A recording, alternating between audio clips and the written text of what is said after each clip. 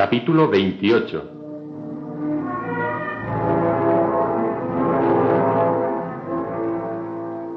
En casa del procurador del rey, Monsieur Noirtier había prometido evitar que se firmase el contrato de matrimonio entre Valentina de Villefort y el barón Franz de Épinay. Para ello, había hecho leer al joven Franz un extracto de los procesos verbales de una reunión de un club bonapartista, habida lugar el mismo día en que había sido asesinado, según se dijo, el general Quesne, padre de Franz. Hasta este momento, Franz había leído cómo su padre fue invitado al club por una confusión en la que se le creyó bonapartista, cómo había sido conducido con los ojos vendados. En medio de la asamblea, el general Quesne hizo profesión de fidelidad al rey. Entonces se le exigió un juramento por su honor de no revelar a nadie lo que había visto y oído esa noche. Quesne se había negado. Su alternativa era la muerte. Tengo un hijo. Debo pensar en él al hallarme entre asesinos. Un hombre solo tiene derecho a insultar a 50. Ese es el privilegio de la debilidad. Pero hacéis mal. Creedme, será mejor para todos y para vos más que para nadie que hagáis ese juramento en vez de insultarnos. El general, dominado por aquella superioridad del jefe de la asamblea, vaciló un momento. Por fin, adelantándose hacia la mesa de la presidencia, preguntó: ¿Cuál es la fórmula? Esta. Juro por mi honor no revelar nunca a nadie en el mundo lo que he visto y oído el 5 de febrero de 1815 entre 9 y 10 de la noche. Y declaro merecer la muerte si violo mi juramento. El general pareció sufrir una especie de temblor nervioso que le impidió responder durante algunos segundos. Al fin pronunció el juramento exigido, aunque con voz tan baja que muchos de los asistentes no pudieron oírle. Después, el presidente designó 3 miembros de la asamblea para que le acompañasen y subió al carruaje con el general después de haberle vendado los ojos.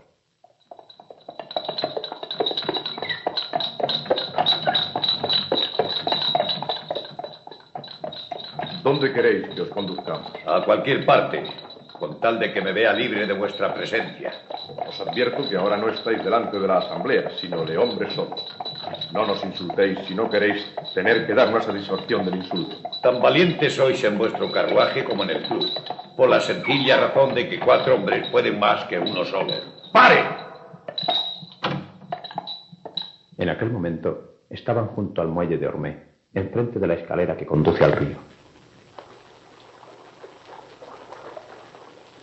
Caballero, habéis insultado a un hombre y este hombre no quiere dar un paso más sin pediros lealmente una reparación. Otro nuevo modo de asesinar. Nada de eso, caballero.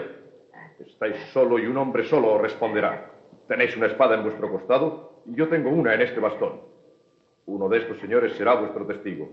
Y no digáis que no queréis combatir, porque os tomaré por un cobarde que ha estado aprovechándose de su debilidad para insultarnos impunemente. Quitaos la venda. Franz interrumpió de nuevo la lectura de aquel documento. Un sudor frío corría por su frente. Era terrible ver al hijo pálido, temblando, leer en voz alta los detalles ignorados hasta entonces de la muerte de su padre. El viejo paralítico y mudo Noirtier miraba a Villefort con orgullo y desprecio. Franz continuó: Era, como hemos dicho, el 5 de febrero. Hacía 3 días que venía helando 5 o 6 grados bajo cero. La escalera estaba completamente cubierta de hielo. El general era grueso y alto, y el presidente le cedió el lado del pasamanos. La espada del presidente era bastón 5 o 6 pulgadas más corta que la de su adversario, y no tenía defensa en el puño. El general propuso que se tiraran a suerte las 2 espadas, pero el presidente se negó. Pusieron en el suelo la linterna del carruaje, se colocaron uno frente a otro y el combate comenzó. El general Épinay pasaba por ser una de las mejores espadas del ejército, pero se vio tan fuertemente atacado desde los primeros golpes que retrocedió y cayó. Los testigos le creyeron muerto, pero su adversario, que sabía que no le había tocado, le ofreció la mano para ayudarle a levantarse. Esta circunstancia, en lugar de calmarle, irritó al general, que pasó a atacar con una furia terrible. Pero su adversario no dio siquiera un paso atrás. Un quite Hizo retroceder de nuevo a Quesney. 2 veces volvió a la carga. A la tercera cayó. Me han enviado algún espadachín, algún maestro de esgrima. El presidente, sin responder, se acercó a la luz y, levantando su manga, mostró su brazo atravesado por 2 heridas. Desabrochando su levita y su chaleco, mostró el pecho cubierto de sangre por una tercera herida. El general de Epinay, después de una agonía que duró 1/4 de hora, expiró. Sucumbió, pues, en un duelo leal y no en una emboscada como después pretendió la policía. En fe de lo cual hemos firmado la presente declaración, temiendo que llegue el momento en que algunos de los actores de esta escena terrible sea acusado de asesinato con premeditación o de haberse salido fuera de las leyes del honor. Firmado Borepert, Duchamp, de Charpart. Caballero, puesto que vos sabéis esta terrible historia con todos sus detalles y la tenéis atestiguada por firmas honrosas, y puesto que parecéis tomaros algún interés por mí, no me neguéis el favor de decirme el nombre del presidente del club. Debo saber el nombre de quien mató a mi padre. Mirad, Monsieur Frank, los nombres han sido ocultados a propósito. Es seguro que mi padre no conoce a ese presidente, y aunque lo conociera, no podría decírnoslo porque los nombres propios no están en el diccionario y él no puede hablar ni escribir. Pero los ojos de Mathieu estaban clavados en el diccionario. Valentina iba a acercarse a él, pero Villefort la sujetó por un brazo. Fue el mismo Franz quien tomó el libro y fue pronunciando todas las letras del alfabeto. R, S, T, U, V, X, Y. El anciano volvió a firmar, cerrando suavemente los ojos. Franz empezó a recorrer con su dedo las palabras. Al llegar a la palabra yo, los ojos volvieron a cerrarse. Vos. 2 horas después, Villefort recibía esta nota. Después de lo que se ha revelado esta mañana, no podrá suponer que sea posible una alianza entre su familia y la de Monsieur Franz de Epinay. Me horroriza pensar que Monsieur de Villefort, que parecía conocer esos acontecimientos, no le haya avisado antes. Villefort sintió la humillación hasta lo más profundo. Una carta tan dura de un joven tan respetuoso era casi insoportable para su orgullo. Su voluntad tan firmemente pregonada de casar a Valentina con Franz de Epinay se había visto vencida por un anciano mudo y paralítico. Valentina, sin embargo, explotaba de alegría. Besó 100 veces a su abuelo, que acababa de salvarla de un matrimonio que ella no quería, y corrió a la reja del jardín para contarle lo sucedido a su enamorado Maximiliano Morel. Quedaron para verse con más tiempo al día siguiente por la noche en el mismo sitio. Mientras tanto, Alberto, el hijo de Mercedes, había tomado el té de media tarde en casa de Montecristo. El conde, al saber que el banquero Danglars había recibido noticias de Janina y de la participación del conde de Morcerf, el padre de Alberto, en el oscuro asunto de Aly Tebelin, quería preparar de alguna manera al joven para la terrible noticia. Montecristo había llevado la conversación a hablar de Haydée, la joven griega. La curiosidad de Alberto hizo todo lo demás. ¿Y decís que es esclava? Sí, mi esclava. Realmente vos no tenéis nada semejante a los demás. Esclava del señor conde de Montecristo es una posición bastante alta en Francia, porque a juzgar por el modo con que usáis vuestro dinero, debe de ser un destino que le valdrá 100 escudos al año, ¿no? 100.000 escudos. Ella ha poseído mucho más. Vino al mundo sobre tesoros más grandes que los de las 1001 noches. ¿Una princesa? Vos lo habéis dicho. Y una de las principales de su país. Me lo imaginaba cuando la vi en la ópera. Con ese estilo. Pero ¿cómo ha podido llegar a ser esclava una princesa? La guerra, la fatalidad, son cosas que pasan. ¿Cuál es su verdadero nombre? Es un secreto. Os doy mi palabra de honor de no revelarlo. Bien, quizá vos sí podáis saberlo. ¿Sabéis la historia del bajá de Janina? ¿De Aly Tebelin? Oh, sin duda. A su servicio es donde mi padre adquirió su fortuna. Pues es su hija. la hija de Ali Pachá y de la hermosa Basiliki. ¿Y es vuestra esclava? Que sí, diablos. ¿Cómo es posible? Muy sencillo. Un día que pasaba yo por el mercado de Constantinopla, la compré. Oh, es increíble. Con vos no se vive, señor conde. Se sueña. Entonces, yo quisiera pediros un favor. ¿Decid? ¿Por qué no me presentáis a vuestra princesa? Con mucho gusto, pero bajo 2 condiciones. Las acepto de antemano. Que no diréis a nadie que os he hecho esta presentación y que no le diréis que vuestro padre ha servido al suyo. Os juro por mi honor que cumpliré las 2.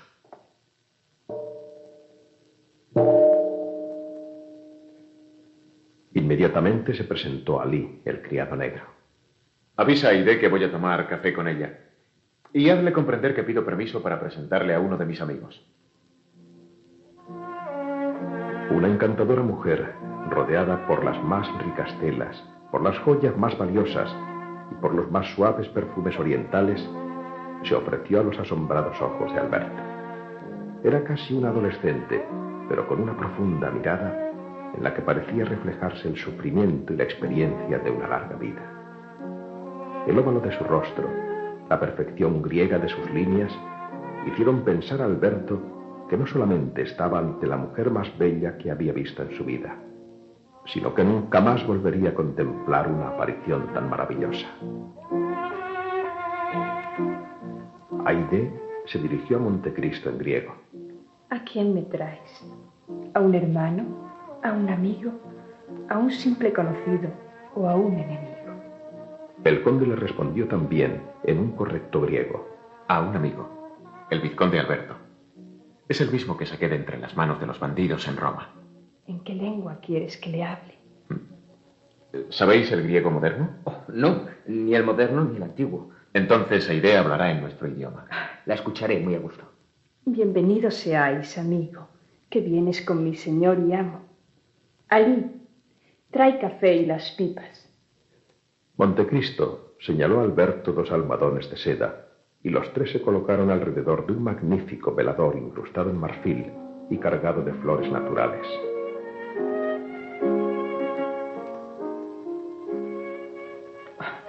Estoy asombrado, señora. Me encuentro en el verdadero Oriente, tal como lo he soñado. Y esto en medio de París, cuando hace poco oía rodar los ómnibus y gritar a los vendedores de limonada. Parece imposible. ¿A qué edad habéis salido de Grecia? A los 5 años. ¿Y os acordáis de vuestra patria? Solo conservo 2 recuerdos, pero estos como si los estuviera viviendo todos los días. Y así me acompañarán hasta la muerte. ¿Cuáles son? Aide miró a Montecristo. El conde, mirando fijamente a los ojos de la muchacha, le dijo en griego: Patros menaten, cuéntanos lo que Medianoma sucedió a tu Prodotuca padre, y Prodosia. pero no hables de la traición ni digas el nombre del traidor. ¿Qué le decís? Le repito que sois mi amigo y que no tiene por qué tener ningún miedo a hablar. Contadnos esos recuerdos, señora. Pues me veo a la sombra de los sicomoros junto a un lago. Mi padre está sentado sobre almohadones y yo jugando con su larga barba blanca que le bajaba hasta el pecho y con el alfanje de puño de diamantes que pendía de su cintura. Recuerdo a mi madre acariciándome. Lo demás solo son recuerdos amargos. Siendo tan joven, no habéis tenido tiempo de sufrir demasiado. A pesar de todo, no quisiera entristeceros con historias desagradables. No os preocupéis. Contadnos. Bien, yo tenía 4 años cuando un día fui despertada por mi madre. Estábamos en el palacio de Janina. Cuando abrí los ojos, vi que mi madre estaba llorando. Bajamos por una escalera muy ancha.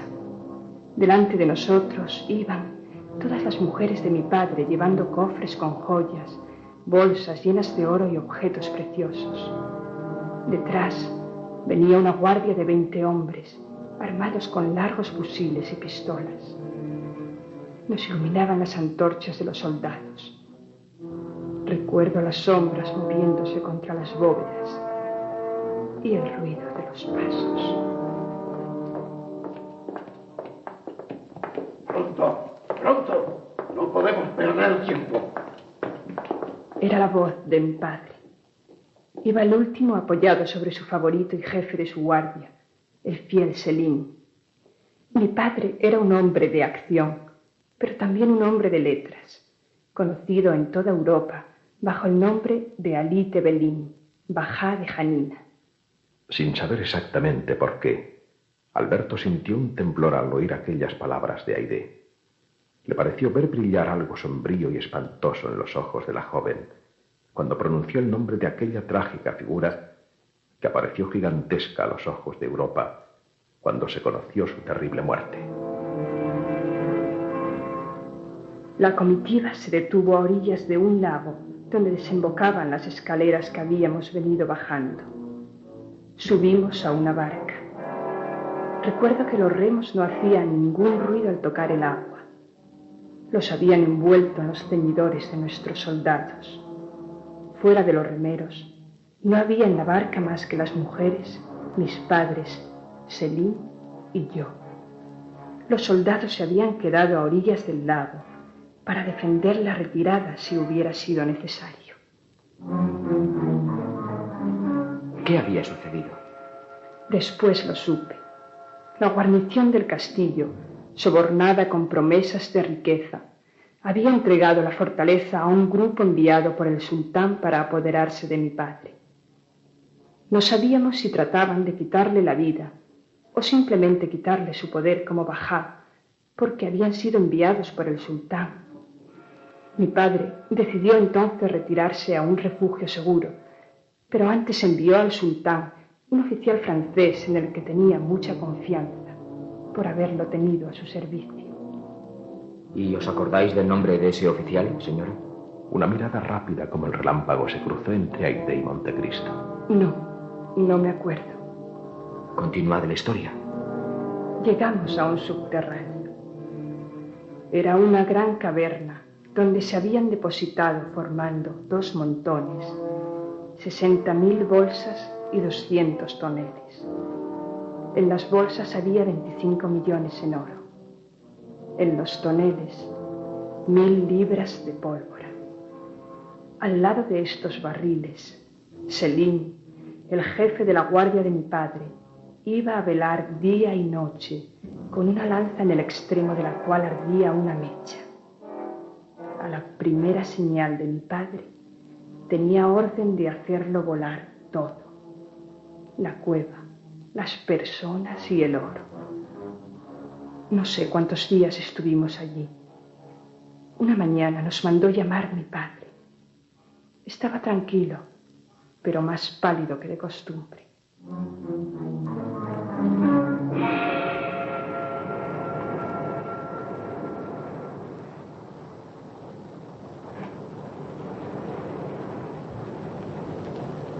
En paciencia, Basilique. Hoy se acabará todo.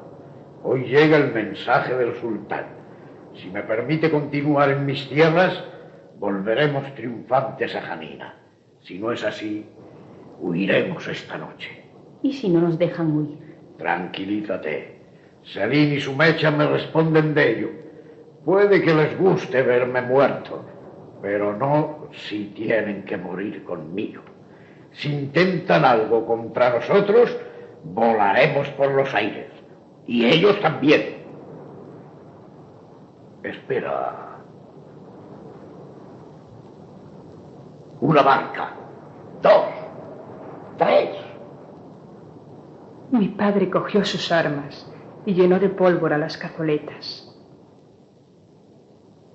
Se va a decidir nuestra suerte. Dentro de un momento conoceremos la respuesta del emperador. Retírate al subterráneo con Haydée. Yo quiero morir aquí con vos. ¿Quién habla de morir? Idos al lado de Selim. Adiós, señor. Mi padre me dio un beso, su último beso. Aún lo siento aquí, en la frente. Alberto había oído contar, no a su padre, que jamás hablaba de ello, sino a sus conocidos, los últimos momentos del visir de Janina. Había leído los artículos que los periódicos dedicaron a describir su muerte. pero aquella historia contada por su propia hija le estaba llenando de un terror inexplicable. Haydée, como perdida en sus recuerdos, había quedado un momento en silencio, pensativa, con la mirada perdida en un pasado terrible. Fue Montecristo quien rompió aquella pausa. Continúa, hija mía. Los soldados cargaron sus armas alrededor de mi padre y nosotras descendimos al subterráneo. En aquella terrible oscuridad solo brillaba un resplandor, como una solitaria estrella en el fondo de un negro cielo. Era la mecha de Céline, que repetía como una oración las palabras sagradas. Alá es Dios, Alá es Dios. Mi madre estaba algo más tranquila, porque al bajar había creído reconocer al oficial francés, en el cual mi padre tenía toda su confianza, porque sabía que los soldados del rey francés son por lo general nobles y generosos. Había llegado en las barcas y se debía dirigir a hablar con mi padre. Pasaron algunos minutos.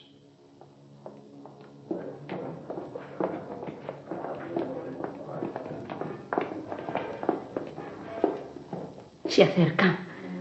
Dios quiera que traigan la paz y la vida. ¿Qué temes, Vasiliki? Si no traen paz, les daremos guerra. Y si no traen vida, les daremos muerte. Para eso tengo el fuego preparado. No puedo explicaros la horrible sensación de terror que sentía. Era muy pequeña y me imaginaba con el cuerpo en llamas, subiendo por el aire, hasta morir. Mi madre me dijo algo que entonces no entendí. Hija mía, Dios quiera que nunca llegues a desear esta muerte que tanto miedo te da ahora. Hay cosas más terribles que la muerte. Céline, ¿cuál es la orden de tu señor? Si me envía su puñal, es que el emperador se niega a perdonarle y prendo fuego. Si me envía su anillo, es que el emperador le ha ofrecido la paz y entonces apago la mecha. Amigo, cuando llegue la orden de tu amo, si te envía el puñal, en lugar de dejarnos morir a las dos en las llamas, te presentaremos el cuello y nos matarás con el mismo puñal de mi esposo antes de encender la pólvora. Así lo haré, Vasiliki.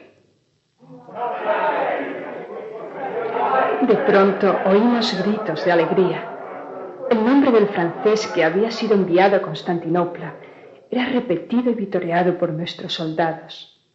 Era evidente que la respuesta que traía del emperador era favorable. Quien quiera que seas, no des un paso más. ¡Gloria al sultán! Se le ha concedido el perdón al visir Ali y se le devuelve su fortuna y sus bienes. Alá sea loado. Espera, Vasiliki. Sabes que necesito el anillo. ¿En nombre de quién vienes? Vengo en nombre de vuestro señor Ali Tebelín. ¿Sabes lo que debes entregarme? Te traigo su anillo. Míralo. No lo veo. Tendrás que acercarte tú o tendré que acercarme yo. Tíralo aquí. Alá es grande. Es el anillo del visir. Céline tiró la mecha al suelo y la apagó con el pie. El mensajero entonces lanzó un grito de alegría y dio 3 palmadas.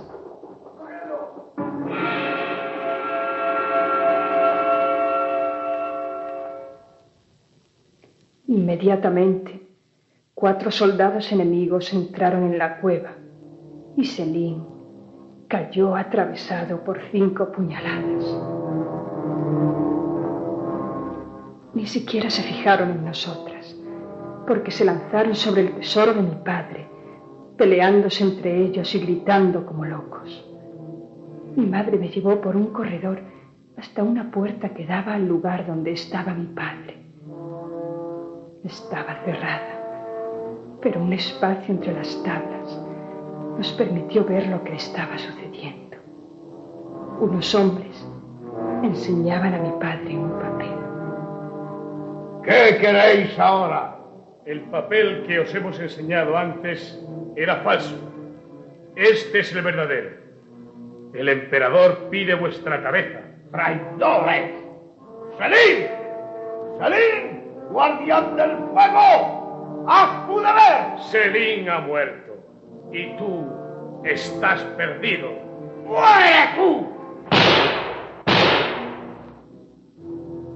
Mi padre mató a 2 de aquellos hombres con sus pistolas, pero empezaron a entrar soldados del Chevalier Couchit.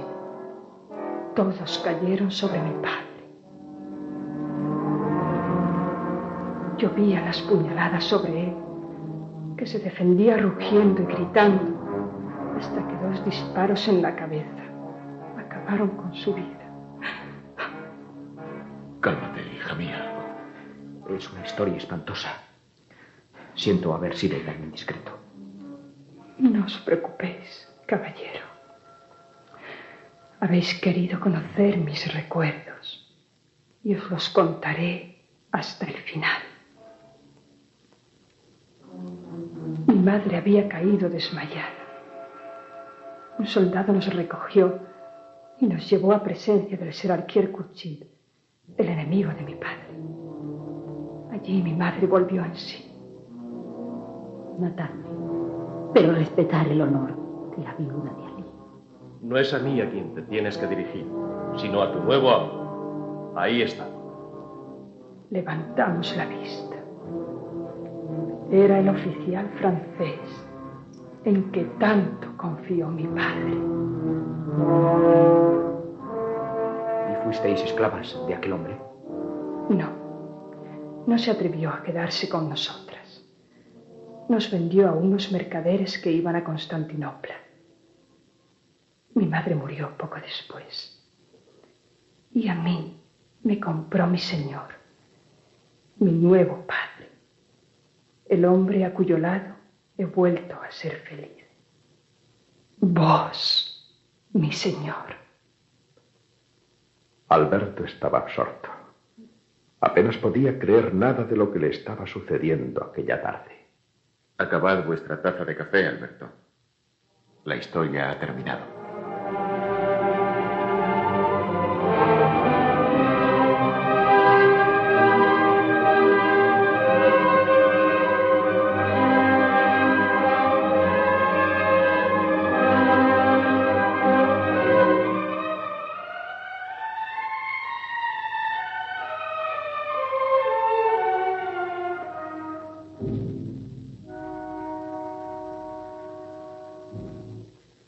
Han escuchado ustedes el capítulo correspondiente al día de hoy de El Conde de Montecristo, de Alejandro Dumas, en adaptación de Jesús Yagüe.